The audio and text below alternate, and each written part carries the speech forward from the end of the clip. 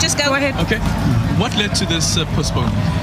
Well, it's very, very clear that the parties in the GNU are not yet settled on the budget that would speak to a growth, jobs and economic advancement agenda. There were some concerns around some of the proposals in the current budget that members of the GNU felt were not in line with the growth agenda in South Africa. And so our interactions as parties to the GNU decided to postpone today's budget and to come back to Parliament with a budget that we think better reflects the growth and jobs agenda, and which also takes into consideration the plight of the people of South Africa who are suffering under an incredibly high cost of living crisis, a huge unemployment crisis. And what we want to do is to come back with a budget that will answer all of those questions, but also give South Africans hope that there is now a big move forward under the Government of National Unity to fix the economy, to create jobs, and to ensure that we can combat the high cost of living. Was the contestation over the VAT? The VAT was, of course, one of the matters, and I think that's been played out in the media over the last few weeks, last week, and it obviously was a very key point for me, if I wear my hat as the leader of my party. Very clear position from my party that we couldn't in good conscience support a 2% VAT increase given the current economic circumstances in South Africa, and that we need to look at more innovative ways that are more pro-growth to be able to get the economy moving, to create jobs and to end the poverty.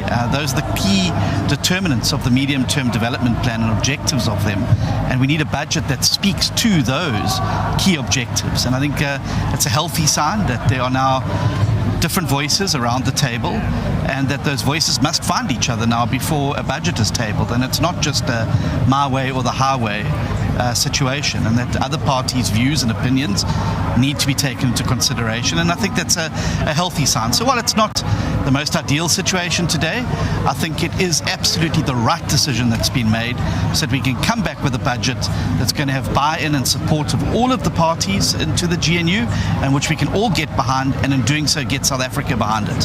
What does the pro-growth budget look like for South Africa, particularly in regards to VAT? What direction does that go? A pro-growth budget doesn't hurt the poorest of the poor.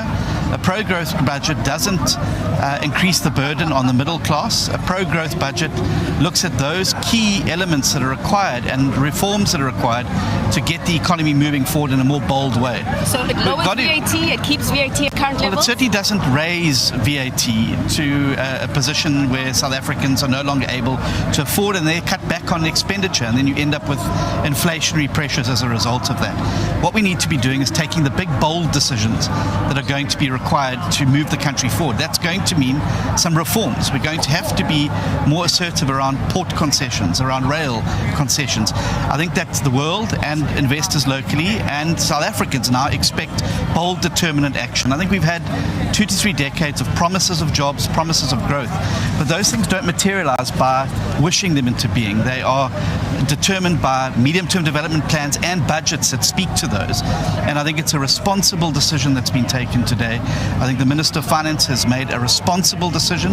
I think the GNU has made a responsible decision to go back and come back and present South Africa with a budget that South Africans can look at and see, I can now see the pathway to growth.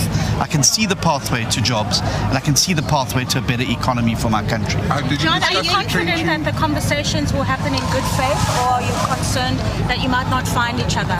Well, I think they will have to take place in good faith, because that's how coalitions and governments of national unity work. It's around a different set of voices. And of course, there will have to be compromises on all sides. That's how these things work. But the reality is you've got to pass a budget. It's got to be passed by a majority in the House. And if you don't have the numbers to pass a budget, you can, with the best will in the world, you're not going to get it through. And I think there was a very real prospect that we could have ended up with a budget that not all parties would have supported. And that would have meant it doesn't pass. So let's rather go back, be responsible, be good stewards of the finances of the country and be good stewards of the future of the country, and go back and come back with something that will credibly set out the path for growth going into the future. Do you agree on retrenchment of public servants? There's no discussion about the granular issues there, but I think there is an acceptance across the board that we do need to reduce the size of the civil service, that we do need to reduce the size of government, and these are the bold reforms that other countries are undertaking. If one looks at what countries who are in similar brackets to us, like Argentina, they're not tinkering around the edges. They're making the bold decisions that are made. And you can say what you like about Mr. Millet, and you can say what you like about his reforms, but they're bringing inflation down in Argentina, and they are starting to grow the economy. We similarly need, I think, far more bold action in South Africa to get our economy moving, and that is what the GNU is committed to doing. The president, all the parties in it have said we want to grow the economy, we want to create jobs, we want to end poverty. If we want to do that, we've got to have a budget that speaks directly to those three objectives, and I think that's why the responsible decision has been made today to take this back. Let's sit around the table and come back to South Africa with a plan that speaks to our objectives. So the John, will today's event be that's always wasteful?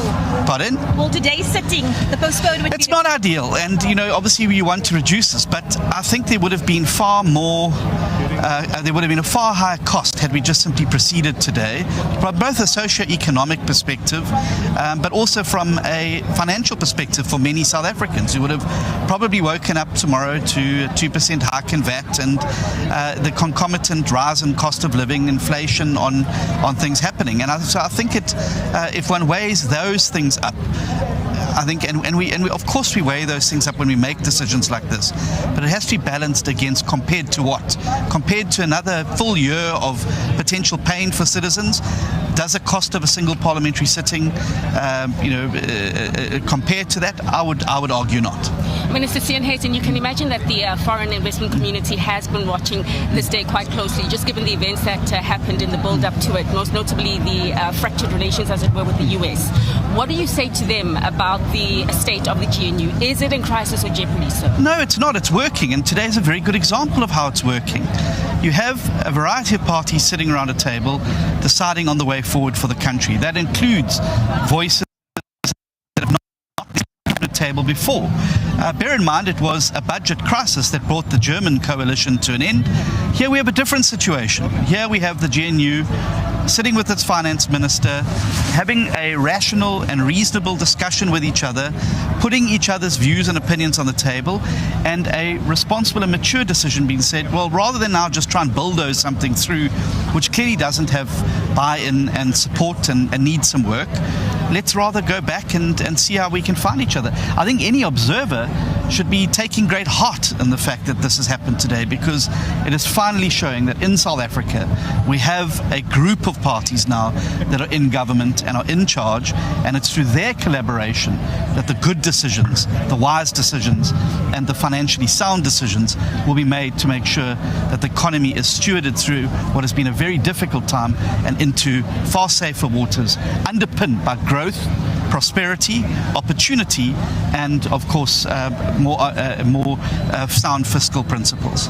John, just a quick final one. Does reducing government also include reducing cabinet members, the number of cabinet members that we have? Because that's quite bloated as well. Well, I don't appoint the cabinet or disappoint the cabinet. You'll have to ask the president. Of course, yeah, of course. And we've forward during your deliberations as well. Well, I'm sure there'll be a variety of things that can be looked at. But I mean, I think you're tinkering around the edges there. I mean, what you really need to do is to get to grips with some of the big constraints to growth that are holding us back.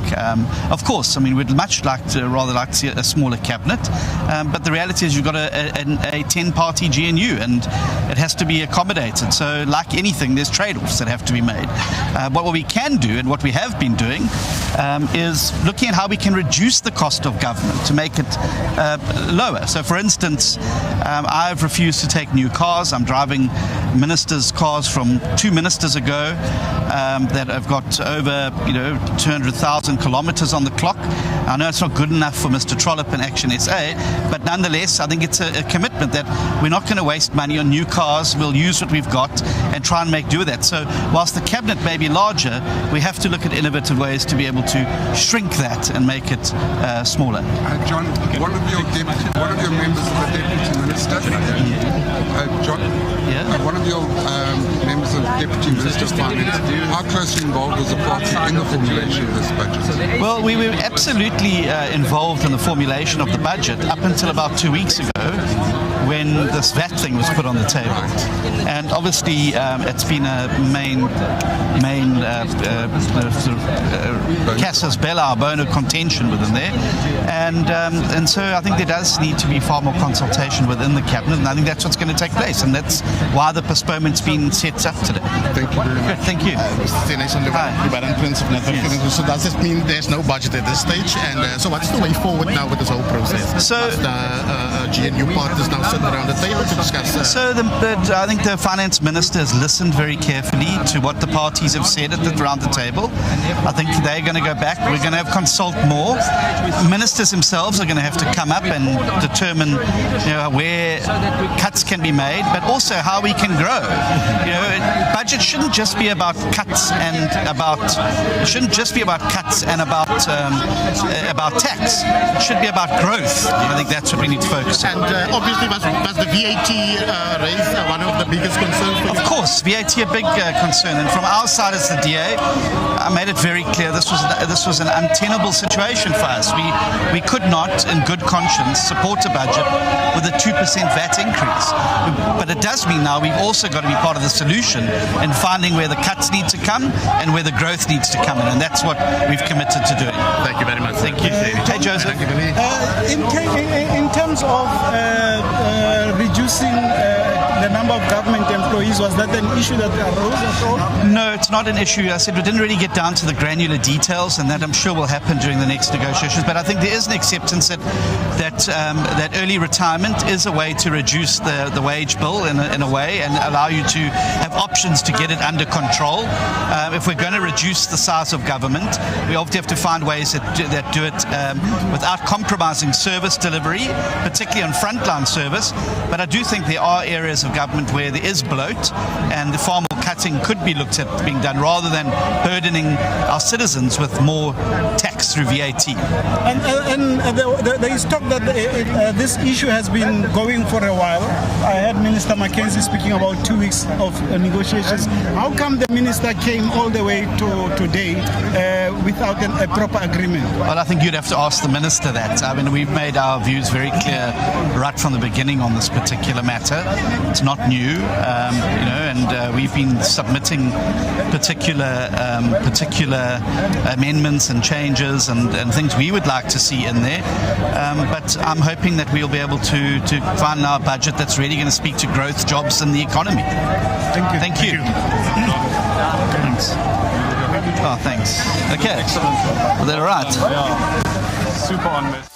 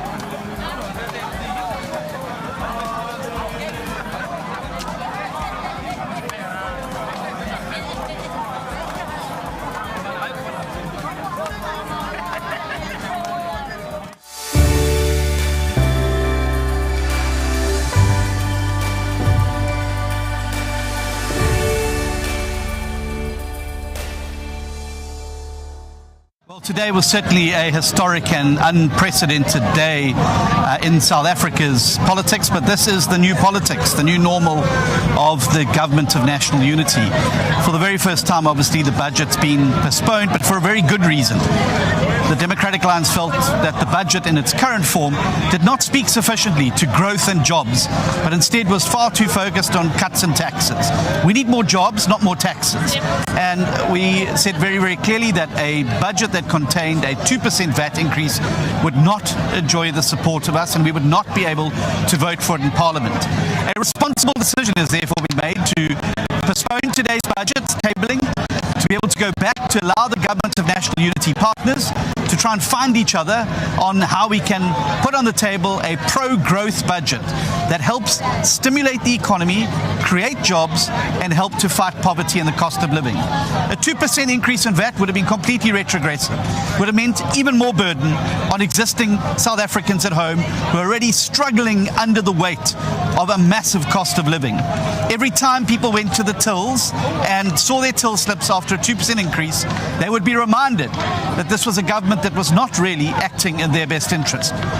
That's why I say we need a budget that's going to put growth and jobs on the table and ensure that we alleviate the cost of living, don't worsen it. And so the Democratic Alliance now will go back with its GNU partners and go and have a proper discussion about how we can create jobs, grow the economy and fight poverty in South Africa. We are a constructive party. We have great ideas about where we can do more cutting, but also focusing on how we can build more growth. It's now time for South Africa to move beyond the timid tinkering around the edges of cut or tax and start to make the bold, big, brave reforms that South Africa needs if we're going to get our economy out of the doldrums, into the pound seats, if we're able to get our people back into works, if we're able to make sure that every South African has a better future, and that we're relieving the cost of living crisis in the country that is so many people are suffering under. The DA is committed to finding a pro-growth, pro-jobs budget and getting on the table to speak to our pro-growth, pro-jobs medium-term development plan. And that's why I think today is historic and obviously unprecedented, but certainly a very clear indication that no one party now has the ability just to bulldoze anything it wants through. It's going to require the collective efforts of all parties in the government of national unity to make budgets and other things work going forward. This is the sign of a healthy democracy.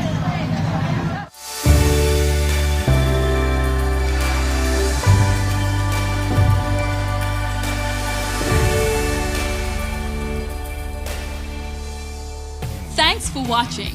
All across our beautiful country, people are joining forces to elect the new government that can rescue South Africa. Like and follow us on Facebook, TikTok, Instagram, Twitter, and YouTube. Please share our videos with friends and family. Let's rescue South Africa.